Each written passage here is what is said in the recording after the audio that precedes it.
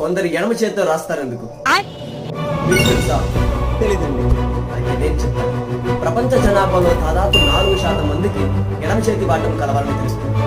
ఎడమ చేతి వాటం ఉన్న వారిలో ప్రఖ్యాతిగాంచిన మదర్ తెరెసా, రతన్ టాటా, నరేంద్ర మోడీ, సచిన్ టెండూల్కర్ లాంటి వారు ఉన్నారు. మెదడు మొత్తం ఒకే భాగంగా ఉండి తన పని నిర్వర్తించదు. లెఫ్ట్ బ్రెయిన్ మరియు రైట్ బ్రెయిన్ ఈ రెండింటి పనితీరులో కూడా తేడాలు ఉంటాయి.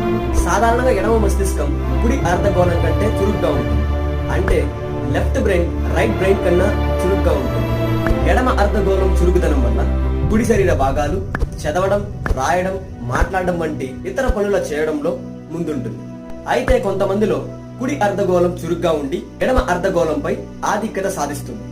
అలాంటి వారు ఎడమ చేతి వాటంగా ఉంటారు. ఈ ఇన్ఫర్మేషన్ ఇస్తే లైక్, మీ లెఫ్ట్ హ్యాండ్ ఫ్రెండ్స్ కి షేర్ చేసి మరిన్ని ఇంట్రెస్టింగ్ ఇన్ఫర్మేషన్ కోసం సబ్స్క్రైబ్ అండ్ ఫాలో చేసుకోండి. డన్.